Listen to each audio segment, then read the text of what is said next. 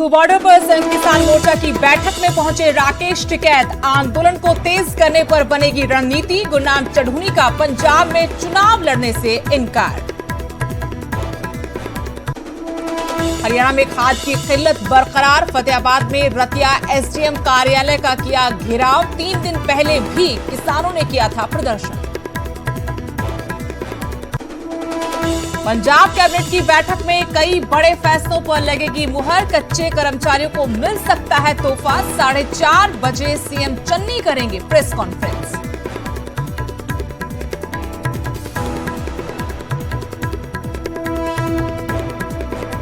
मनमुटाव के बाद एक बार फिर हुई सीएम चन्नी और सिद्धू के बीच बैठक। सूत्रों के मुताबिक एजी और डीजीपी को बदलने पर हुई चर्चा। और सिरसा में पराली जलाना किसानों को पड़ा महंगा। विभाग ने 55 किसानों पर लगाया जुर्माना। पराली जलाने के 117 मामले आए सामने।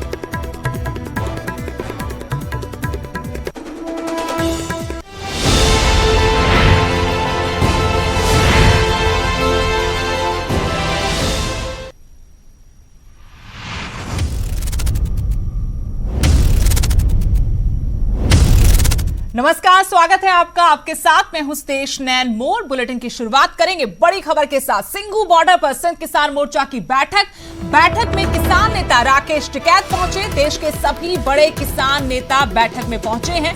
26 नवंबर को किसान आंदोलन को 1 साल पूरा होने जा रहा है और इसी के मद्देनजर ये महत्वपूर्ण बैठक संयुक्त किसान मोर्चा की तरफ से आज बुलाई गई है, जिसमें किसान नेता राकेश टिकैत समेत तमाम बड़े इस आंदोलन के नेता पहुंचे हैं।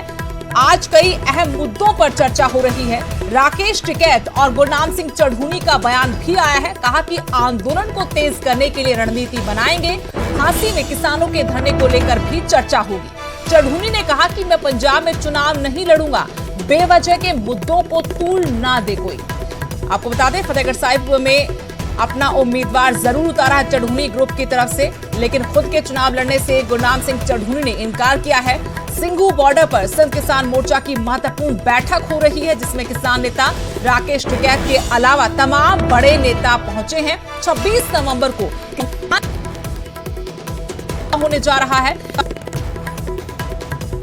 आज की बैठक। ठीक है, अच्छा बात। कहीं रहेंगे, बातचीत करेंगे बैठ के। जी, लोग छुट्टी काट का है, दिवाली मना का है, 55-66 दिन की छुट्टी काटी, तो आज चर्चा करेंगे बैठ के। आगे डिमांड कैसे रहेगी, कैसे टेंट फटके इनको ठीक करेंगे। जी हाँ, तो ये सारी बात रहेगी। वो फांसी वाला मामला है, उस पर भी चर्चा करेंगे।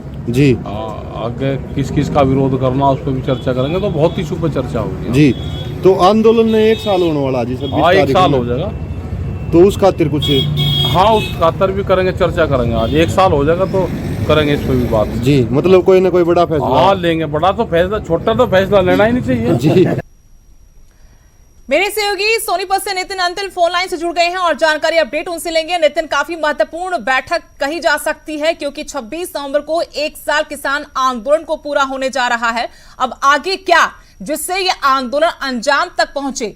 लेकिन आज अभी तक जो बैठक हुई है, क्या कोई जानकारी मिल पाई है? क्या रणनीति बनाई जा रही है? जी बिल्कुल, मैं आपको बता दूं, जिस तरह से पहले ही जो संयुक्त किसान मोर्चा के नेताओं है उनके द्वारा कहा गया था कि उनकी 3 दिन तक लगातार बैठक रहेंगी। और सबसे पहले 7 तारीख को पंजाब के जत्थेबंदियों की बैठक हुई। कल फिर जो 32 जत्थेबंदी थे पंजाब की, उनकी बैठक हुई। आज 9 तारीख को जो पहले ही कहा गया था पूरे देश भर के जो किसान नेता हैं, चाहे टिकैत, चाहे गुरनाम चढ़ूनी, रज्जेवाल, दर्शनपाल, तो जितने बड़े नेता हैं, जो यूनियंस हैं, वो सभी की सभी शामिल होंगी। और आज 12 बजे जो बैठक शुरू हो चुकी थी, लेकिन किसी कारणवश जो किसान नेता हैं राकेश टिकैत और चढ़ूनी वो लेट पहुंचे और उसके अब वो पहुंच चुके हैं। तो इस तरह से पहले जो अंदेशा है, जो किसान नेता हैं वो एक प्रस्ताव की बात कह चुके हैं। जब मनजीत राय हैं, उन्होंने एक प्रस्ताव रखने की बात कही थी कि केएमपी केजीपी को जाम करने का वो प्रस्ताव रखेंगे और दिल्ली में किसी भी चीज को ना जाने दिया जाए। और एक एकमात्र रास्ता अब केजीपी केएमपी ही बचा हुआ है, जिसको किसान आज जाम करने का जो प्रस्ताव वो रखेंगे। इससे पहले जो गुरनाम चढ़ूनी है वो दिल्ली कूच की बात कह चुके हैं और इस प्रस्ताव को वो रखेंगे। हालांकि जो आज जो राकेश टिकैत है, उन्होंने यही कहा कि किस तरह से अब आगे जो आंदोलन चले, जो टेंट उखड़ गए हैं या किसानों पर कोई समस्या है उस पर भी विचार किया जाएगा। हास्टी में जो मामला हुआ है उसको लेकर भी विचार रखे जाएंगे और जो वो किसान नेता उनका यही कहना है कि जो राकेश टिकैत उन्होंने भी अंदेशा यही जताया है कि 26 जनवरी को जो 1 साल पूरा हो रहा है तो कोई ना कोई बड़ा फैसला आज किसान नेता जरूर लेंगे। लेकिन नितिन, हम लगातार ये भी देख पा रहे हैं पिछले कुछ महीनों से कि अब सिंघू टिकरी बॉर्डर पर, गाजीपुर बॉर्डर पर वो ताकत आंदोलन में नहीं रही, बल्कि अब ये आंदोलन छिटक कर या तो पंजाब या तो फिर हरियाणा में आ गया। क्या इसको लेकर भी कोई प्रस्ताव रखा जा सकता है? क्या इस पर भी मंथन हो सकता है कि दोबारा सरहदों को कैसे मजबूत किया जाए, जैसा कि इस आंदोलन की शुरुआत में हमने दिल्ली में देखा था?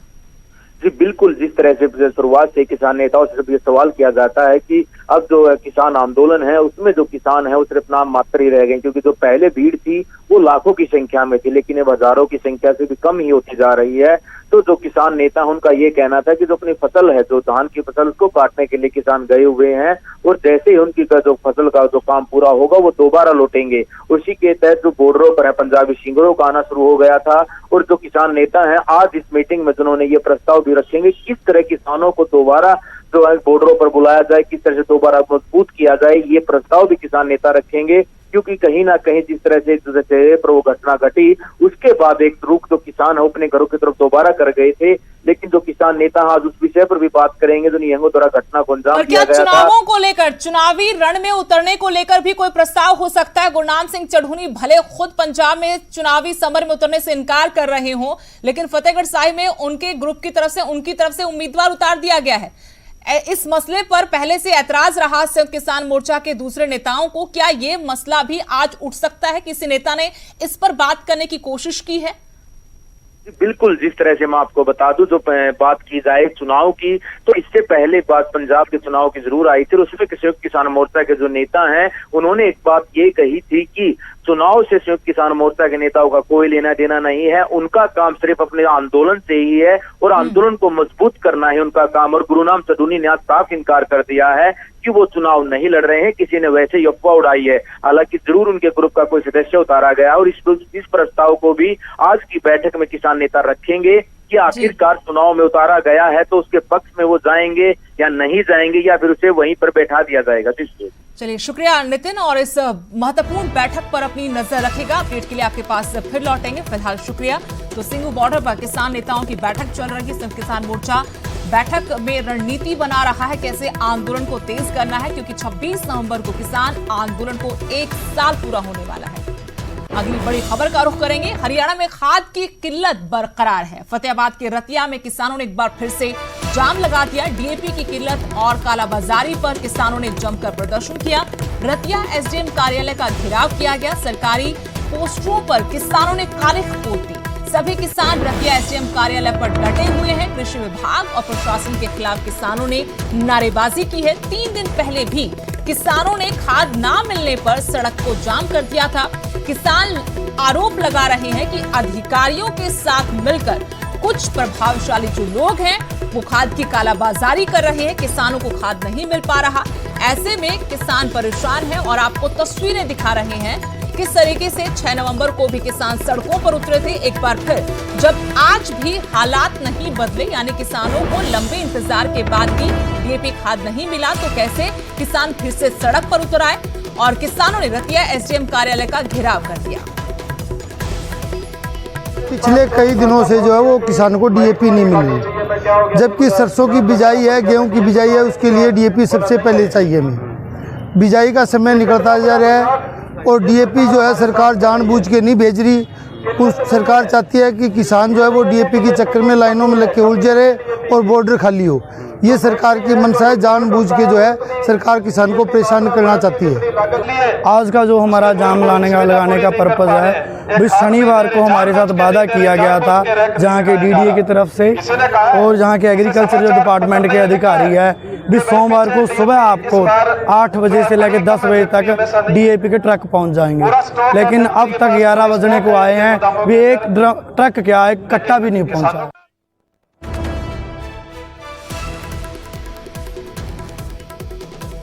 फतेहाबाद से मेरे सहयोगी जसपाल सिंह जुड़े हैं और जानकारी के साथ। जसपाल, लगातार किल्लत बरकरार है, किसान परेशान है और हर बार की तरह आज फिर सड़क पर अन्नदाता।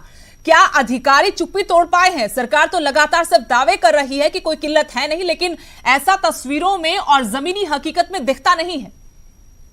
बिल्कुल सुदेश, मैं बताना चाहूंगा कि फतेहाबाद के रतिया में पिछले एक सप्ताह से किसान है वो प्रदर्शन कर रहे हैं कि उनको जो है डीएपी खाद है वो दी जाए, और लंबी लंबी कतारों में लगकर उनको डीएपी कुछ एक मात्र जो है उनको बैग मिलते हैं, लेकिन उनसे उनकी पूर्ति पूरी नहीं हो रही है। तो ऐसे में किसानों ने आज जो है सुबह से ही रतिया का जो संजय गांधी चौक है वहां पर जाम लगा दिया था। जब तक उन्होंने आश्वासन नहीं मिलता तब तक किसान जो है वो नहीं उठने वाले। लेकिन अब जो है किसानों ने वहां से प्रदर्शन करते हुए एसडीएम कार्यालय में पहुंचे, और वहां अभी भी प्रदर्शन वो नारेबाजी और प्रदर्शन कर रहे हैं कि उनको खाद का जो है डीएपी खाद के लिए जो भरोसा दिलाया जाए कि उनको खाद जो है कम मिलेगी, लेकिन प्रशासन और सरकार की तरफ से कोई भी उनको आश्वासन नहीं दिया गया है। लेकिन कालाबाजारी के जो आरोप लगाए जा रहे हैं उनमें कितना दम है? जी बिल्कुल, हम अगर कालाबाजारी की बात करें तो जो फतेहाबाद जिले के अंदर सरकारी जो दुकानें हैं, खाद की दुकानें हैं, वहां पर एक भी बैग किसान को नहीं मिल रहा। तो ऐसे में कालाबाजारी ही कहेंगे, क्योंकि प्राइवेट जो ट्रेडर्स हैं उनके पास खाद ऑलरेडी पड़ी है और वो अपनी मनमानी तरीके से जो है वो उनको खाद किसानों को दे रहे हैं, लेकिन पूर्ति फिर भी पूरी नहीं हो रही है। सरकार तो दावे कर रही है कि उनके पास डीएपी की कोई कमी नहीं है। जी शुक्रिया जसपाल, जानकारी के। तो सरकार के दावे एक तरफ, वहीं हकीकत ये कि किसान सड़क पर है, ना कि खेतों में खाद नहीं मिल पाने से बिजाई में देरी हो रही है। और यहाँ आरोप किसानों की तरफ से लगाया गया कालाबाजारी का। उनका कहना है कि सरकारी खरीद केंद्रों पर कोई खाद नहीं मिल पा रही घंटों इंतजार के बाद भी, जबकि जो प्राइवेट ट्रेडर है वहां खाद जरूर उपलब्ध है। ऐसे में कालाबाजारी की जा रही है। अगली बड़ी खबर, हांसी में किसानों का अनिश्चितकालीन धरना जारी है। लघु सचिवालय के बाहर दूसरे दिन भी किसान धरने पर है। दर्ज मुकदमों को रद्द करने की किसान मांग कर रहे हैं। सांसद रामचंद्र जांगड़ा पर मामला दर्ज करने की भी मांग। उधर जिन किसानों पर कार्रवाई हुई है उन पर मुकदमे हुए हैं, उन्हें रद्द करने की मांग पर ही किसान अड़ गए हैं। हांसी में किसानों का ये अनिश्चितकालीन धरना जारी है। लघु सचिवालय के बाहर बड़ी तादाद में किसान धरने पर बैठे हैं। इनकी तरफ से साफ कहा गया कि जब तक उनकी दोनों मांगे मानी नहीं जाती तब तक ये यहां से नहीं हटेंगे। पहली मांग ये है कि किसानों पर जो मुकदमे दर्ज हुए हैं उनको रद्द किया जाए। इसके अलावा सांसद रामचंद्र जांगड़ा पर केस दर्ज होना चाहिए।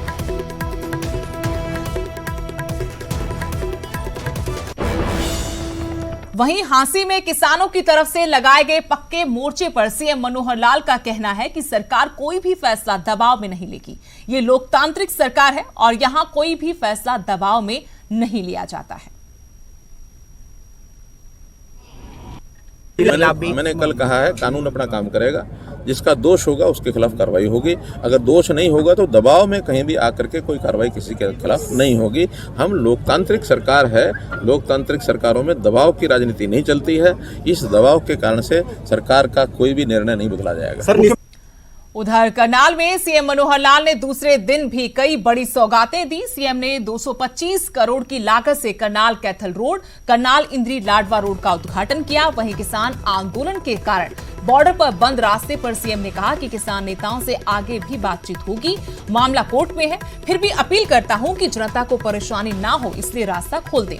पंचायत चुनाव को लेकर सीएम ने कहा कि मामला कोर्ट में है, कोर्ट के फैसले का इंतजार है। महिलाओं को अगर 50% तक पंचायत चुनाव में आरक्षण मिलेगा तो ये जनहित की बात है। अपने 2 दिवसीय दौरे पर सीएम ने करनाल को 500 करोड़ रुपए से भी ज्यादा की सौगातें दी। 2 दिवसीय मेरे करनाल के दौरे में मैंने 12 प्रोजेक्ट्स जो हैं उनका उद्घाटन किया है और लगभग 525 करोड़ रुपए का एक प्रकार से इस राशि के ये प्रोजेक्ट सारे जनता को समर्पित किए हैं। इस अवसर पर मैं इनकी सुविधाएं जो जनता को मिलेंगी उनको बहुत बहुत शुभकामनाएं और बहुत बहुत बधाई देता हूं। और इलाहाबाद उपचुनाव में सरकारी मशीनरी के दुरुपयोग को लेकर इनेलो की तरफ से, कांग्रेस की तरफ से बीजेपी जेजेपी सरकार पर गंभीर आरोप लगाए गए थे। इन्हीं आरोपों पर सुभाष बराला ने अभय चौटाला पर पलटवार किया है। न्यूज 18 से खास बातचीत में हरियाणा बीजेपी के पूर्व अध्यक्ष सुभाष बराला ने अभय चौटाला के दोबारा इस्तीफे के बयान पर भी चुटकी ली। सुभाष बराला से खास बातचीत की न्यूज 18 संवाददाता मनोज कुमार ने। बीजेपी के पूर्व प्रदेश अध्यक्ष और इलाहाबाद उपचुनाव के प्रभारी सुभाष बराला हैं, उनसे बात करते हैं। सर, अभय चौटाला जीते हैं वहां से, कल शपथ ग्रहण के दौरान उन्होंने कई बातें कही। उन्होंने आपकी पार्टी पर भी आरोप लगाया, साथ ही साथ चुनाव आयोग को भी उन्होंने कहा कि हमारी शिकायतों पर कार्रवाई नहीं की। क्या जवाब है सर? देखिए, अभय सिंह चौटाला को आदत है आरोप लगाने की, लेकिन मैं एक बात कहना चाहूँगा कि उनको जो उपचुनाव जो पहले हुए हैं और ख़ास करके महम का उपचुनाव, कोई भी बात करने से पहले महम के उपचुनाव का दृश्य उनको ध्यान करना चाहिए। जाति होती हैं तो उस प्रकार की होती हैं, ये चुनाव बहुत फेयर चुनाव हुआ है, लेकिन जब उनको लगता है कि इस्तीफा देने के बाद जो चुनाव आया उसमें भारतीय जनता पार्टी का 14,000 वोट पड़ करके आया, लगभग 10% वोट बैंक में हमारे वृद्धि हुई है और उनका जो मार्जिन है वो घटा है, उनकी लोकप्रियता घटी है। इस करके उनको लगता है कि भाई जो बड़ी जीत जिसकी वो उनको एक उम्मीद थी वो नहीं हुई, इसलिए बौखलाहट में इस प्रकार की बातें वो कह रहे हैं। चंडीगढ़ से मनोज कुमार, न्यूज़ 18। बड़ी खबर सिरसा से, जहां पराली जलाने पर एक्शन लिया गया है। 55 किसानों पर जुर्माना लगा है। कुल 1,42,000 रुपए का जुर्माना लगाया गया है किसानों पर। पराली जलाने के 117 मामले यहां से सामने आए हैं किसानों को पराली जलाना, लेकिन इस बार काफी महंगा पड़ गया। 4 मामलों में अभी कार्रवाई होना बाकी, 58 मामले अभी ट्रेस नहीं हुए हैं। लेकिन आपको बता दें कि जिन किसानों पर कार्रवाई हुई, एक्शन लिया गया, उनमें 55 किसान हैं जिन पर जुर्माना लगाया गया है। कुल 1,42,000 रुपए का जुर्माना इन किसानों पर अपनी पराली जलाने की वजह से लगाया गया है। पराली जलाने के सिरसा में 117 मामले आए हैं, यानी सरकार प्रशासन सख्त है। इस खबर पर और जानकारी के साथ मेरे सहयोगी सिरसा से नकुल जसूजा फोन लाइन से जुड़ गए हैं। नकुल, सिरसा में पराली जलाने पर कड़ा एक्शन लिया गया प्रशासन की तरफ से, क्या जानकारी, क्या अपडेट है?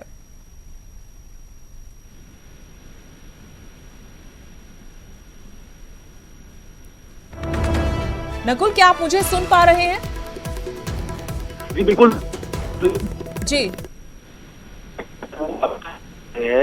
जो हारसेक सैटेलाइट से जो डेटा कलेक्ट किया है कृषि विभाग की तरफ से, उसमें 55 किसानों को पराली जलाने पर जुर्माना भी लगाया है। इसके अलावा 4 मामलों में अभी कार्रवाई की जा रही है। 58 मामले ऐसे हैं जिन्हें जो ट्रेस नहीं हुए हैं, जिन्हें ट्रेस करने की, क्योंकि उनकी लोकेशन नहीं मिल रही कि ये कहाँ पराली जलाई जा रही है। अगर बात की जाए प्रशासन की, तो प्रशासन सख्त है बिल्कुल। इसके अलावा प्रशासन की तरफ से प्रचार भी किया जा रहा है, किसानों को जागरूक भी किया जा रहा है कि वो पराली ना जलाएं, क्योंकि पराली की वजह से इन दिनों प्रदूषण बहुत ज्यादा हो रहा है। इसके अलावा सुदेश, जो कृषि विभाग के अधिकारी हैं, उनका ये कहना है कि जो सरकार की तरफ से कृषि यंत्र दिए गए हैं कि किसान पराली को ना जलाएं, इन यंत्रों से नष्ट करें, उसकी वजह से पिछली बार के मुकाबले इस बार पराली जलाने के जो मामले हैं वो कम हुए हैं। तो ये बात भी प्रशासन की तरफ से की जा रही है, साथ ही साथ किसानों को जागरूक करने की बात भी कही जा रही है। और जो नहीं मान रहे हैं, शुक्रिया नकुल जानकारी के लिए। तो सरकार प्रशासन की कोशिश है कि लोगों को जागरूक किया जाए, समझाया जाए कि पराली ना जलाएं, इससे उनका भी नुकसान है और पर्यावरण का नुकसान भी है। लेकिन इस बार 117 मामले सिरसा जिले से सामने आए हैं। 55 किसानों पर आर्थिक जुर्माना भी लगाया गया है, वहीं कुछ मामले ट्रेस होना बाकी है। कुल मिलाकर यहां सख्ती से निपटा जा रहा है। गोहाना अनाज मंडी में धान की सुस्त खरीद से सड़कों के बाहर जाम लग गया। जाम इतना लंबा कि लोगों को आने जाने में घंटों तक इंतजार करना पड़ा। मंडी परिसर के अंदर किसानों के ट्रैक्टर करीब 5 घंटे तक इस जाम में फंसे रहे। मंडी अधिकारियों के मुताबिक अभी तक अनाज मंडी में 9 लाख टन से ज्यादा धान की आवक हो चुकी है। मंडी में धान बेचने आ रहे किसानों ने बताया कि मंडी प्रशासन ने किसानों के लिए कोई उचित व्यवस्था नहीं की है, जिसकी वजह से ये परेशानी हो रही है। जी जमींदार ने फसल तो लेनी पड़े है, प्रशासन ने जो रोड के ऊपर हो तो लाइन बनवा दे, तो लाइन प्रशासन यहाँ है नहीं। तो जमींदारों ने सोचा मैं पहले ठेले गिर जाऊँ, सोचा मैं पहले गिर जाऊँ। तो ये सरकार की लापरवाही है। ना जमींदार को खार मिल रहा है, ब्लैक पे प्राउट लाग रहा हुआ, ब्लैक पे दिन लाग रहे हैं। ये माल ना उठने की वजह से ज्यादा जाम है। कुछ किसानों का जोर है, माल ना उठने में ज्यादा जाम।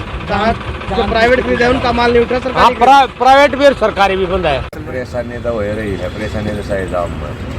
और बेकार कोई ठीक से ठीक कर दिया काम, कोई बात नहीं है। बिहार में कर दिया गड़बड़। अच्छा, बिहार में 100 रुपये गाय, 150 रुपये गाय थे, मतलब और मुँह देख माथा पर मार रहे हैं, बाकी वो ठीक है और दीदी का ठीक है।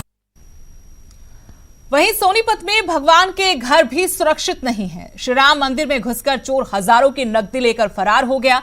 मंदिर के पुजारी को जब सुबह ताले टूटे मिले तो चोरी का पता लगा। चोरी की वारदात मंदिर में लगे सीसीटीवी में कैद हुई है। पुलिस ने मामले की जांच भी शुरू कर दी है।